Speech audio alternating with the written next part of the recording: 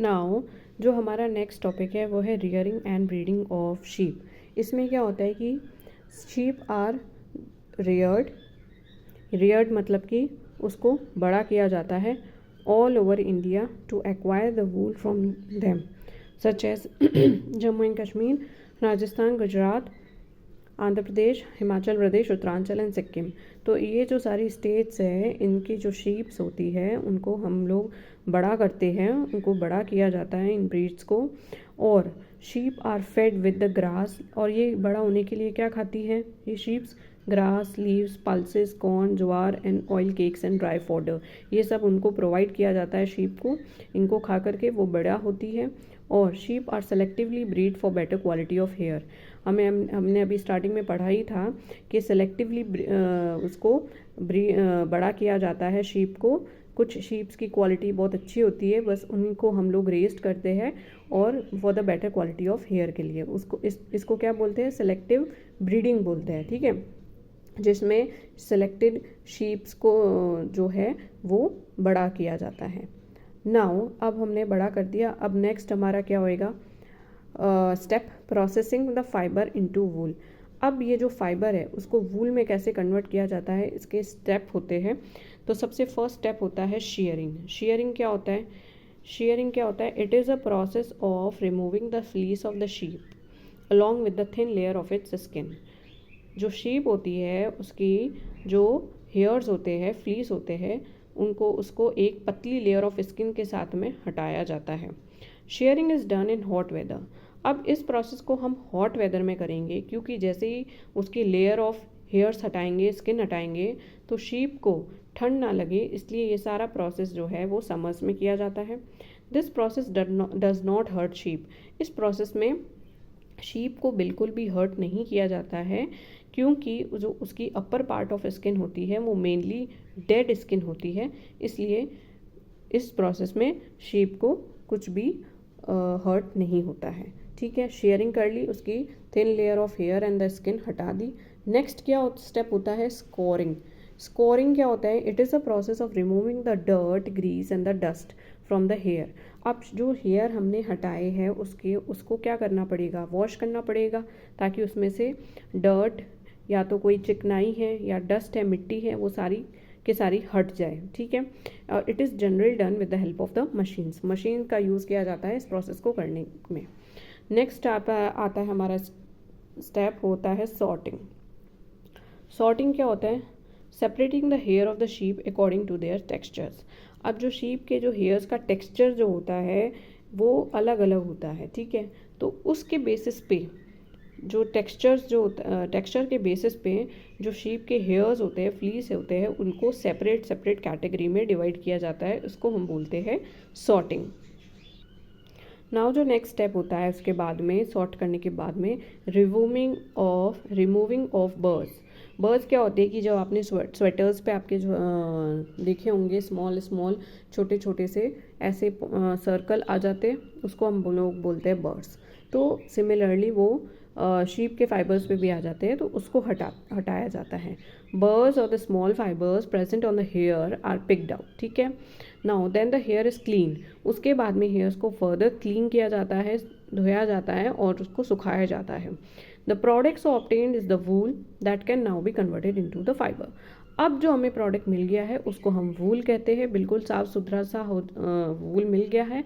अब इस वूल को हम लोग किस में? फाइबर में, अगेन फाइबर में कन्वर्ट करेंगे। Colouring of the wool fibres are dyed in different colours, क्योंकि शीप के जो कलर्स होते हैं वो मेनली वाइट होता है, ब्लैक होता है, ब्राउन होता है, तो हमको इसको डिफरेंट कलर्स में डाई करना पड़ता है to make the sweaters, okay. तो ये जो हमें फाइबर मिले हैं इनको डिफरेंट कलर्स में डाई किया जाता है। नेक्स्ट जो लास्ट स्टेप होता है रोलिंग ऑफ द वूल।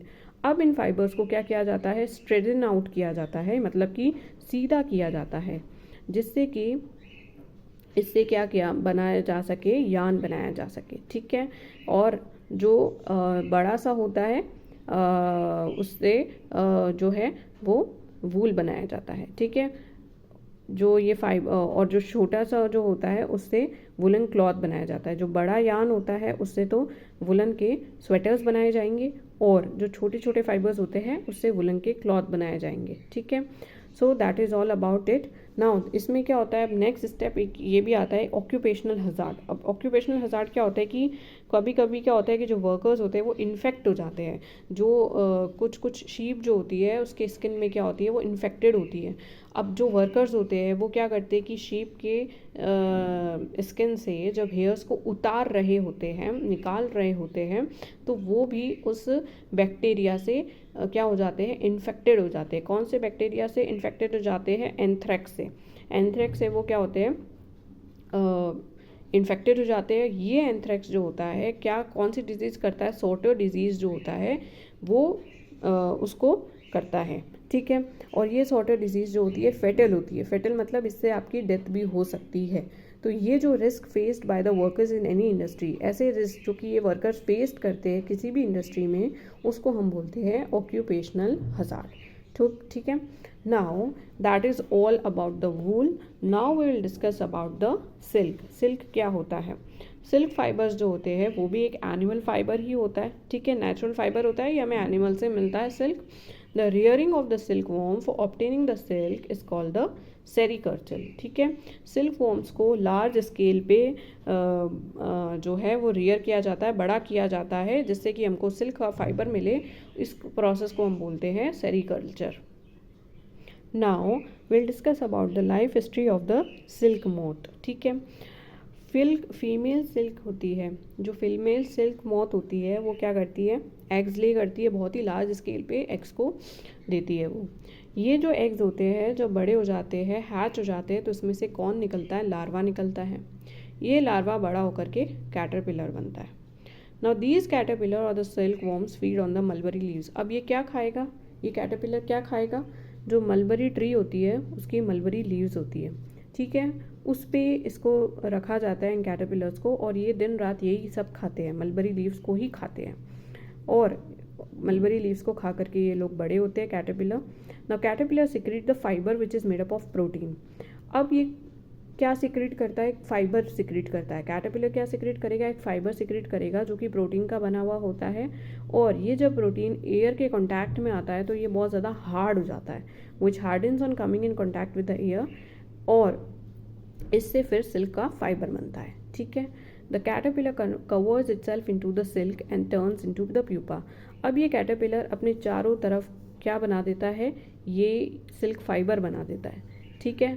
और इसके अंदर फिर डेवलप होता है, और जो इसकी नेक्स्ट स्टेज आती है कैटरपिलर के बाद में, जो नेक्स्ट स्टेज आती है उसकी वो होती है प्यूपा, ठीक है। ये और बड़ा होता रहता है इसमें कैटरपिलर इस सिल्क फाइबर में, और बड़ा होकर के ये क्या बनता है, प्यूपा बनता है। This covering is called the cocoon. ये जो कवरिंग होती है इसको हम बोलते हैं कोकून, और इसी कोकून से क्या बनाया जाता है, सिल्क का फाइबर बनाया जाता है। The caterpillar turns into a silk moth inside the covering.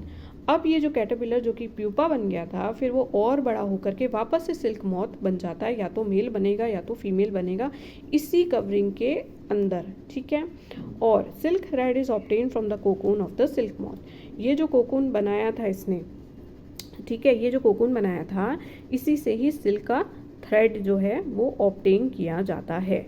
Now different types of silk are obtained from different types of the silk moth. different types के silk moth होते हैं, उससे different types के silk हमें मिलता है।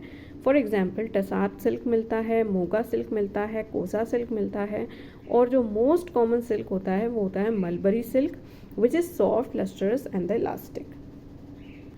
अब हम पढ़ेंगे कि कोकून से सिल्क कैसे बनाया जाता है। The silkworms farmers buys the eggs of the silk moth and raise them. Silk worm farmers जो होते हैं, जो ऐसे फार्मर्स जो कि सिल्क जो सेरीकल्चर करते हैं, वो कैसे करते हैं ये, वो बहुत सारे लार्ज क्वांटिटी में सिल्क मॉथ के एग्स को परचेज कर लेते हैं और फिर उसको बड़ा करते हैं। कैसे बड़ा करेंगे, these eggs are in large in numbers and these eggs are stored in appropriate temperature, humidity and in hygienic condition. इन एग्स को कहाँ पे स्टोर किया जाता है, एक अप्रोप्रिएट टेम्परेचर पे, एक फिक्स टेम्परेचर होता है, ह्यूमिडिटी होती है, और हाइजीनिक कंडीशन में इन एग्स को स्टोर किया जाता है। The eggs are warmed for the larva to hatch. Eggs जब वार्म होगा जभी तो उसमें से लार्वा निकलेगा, ठीक है, तो उसको थोड़ा सा वार्म करके रखते हैं जिससे कि फटाफट उसमें से लार्वा निकले। This is done on mulberry leaves. ये कैसे होता है, मलबरी लीव्स पे एग्स को रखा जाता है, ठीक है। अब जो एग्स हैच हो जाते हैं, फिर उसमें से लार्वा निकलता है। तो ये लार्वा जो होता है, जिसको लार्वा बड़ा होने पे कैटरपिलर बोलते हैं इसको, ठीक है। तो ये जो लार्वा होता है वो डे नाइट क्या खाता है, मलबरी लीव्स खाता है और अपने साइज़ को बड़ा करता रहता है। The larvae are kept in the bamboo tray with the chopped mulberry leaves. इन लार्वा को बैम्बू ट्रे में रखा जाता है मलबरी लीव्स के साथ में, ठीक है। चॉप करके रख देते हैं मलबरी लीव्स को, और किसको, लार्वा को रखते हैं। लार्वा इसी मलबरी लीव्स को खाता रहता है और बड़ा होता रहता है। और 30 डेज़ तक ये कैटरपिलर अपने आप को 30 डेज़ तक ये मलबरी लीव्स खाता रहता है। और फिर उसके बाद में 30 डेज़ के बाद में, 1 महीने के बाद में, ये क्या करता है, एक इसी ट्रे में एक चैम्बर होता है, वहाँ पर ये क्या बनाता है, कोकून बनाता है, ठीक है। The caterpillar feeds 30 days and then moves into a chamber in the tray to build a cocoon. इसी चैम्बर में जा कर के, ये जो ट्रे हमने रखी थी ना, इसी के चैम्बर में जा कर के ये कोकून बनाता है अपने पूरी तरफ, ठीक है। द कोकून स्पिन्स इनसाइड, ठीक है, सॉरी ये कोकून नहीं है, कैटरपिलर है। The caterpillar spins the cocoon inside which silk moth develop, ठीक है। ये जो कैटरपिलर होता है वो अपने चारों तरफ ऐसा क्या कर देता है, स्पिन मतलब ऐसा राउंड राउंड कोकून बना देता है। यहाँ होता है कैटरपिलर और वो अपने चारों तरफ कोकून बना देता है और इसके अंदर फिर वो डेवलप होता है, ठीक है। Now processing of the silk. अब cocoons are kept under the sun.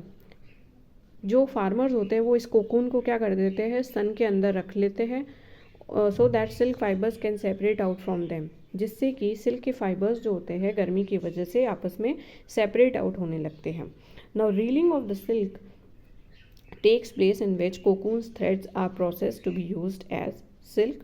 The silk fibers thus obtained are drawn and rolled into the threads. उसके बाद जो हमें सिल्क फाइबर्स मिलता है उसको ड्रॉइंग किया जाता है इनटू द थ्रेड्स में। यही पूरी प्रोसेस होती है सिल्क बनाने की। ओके।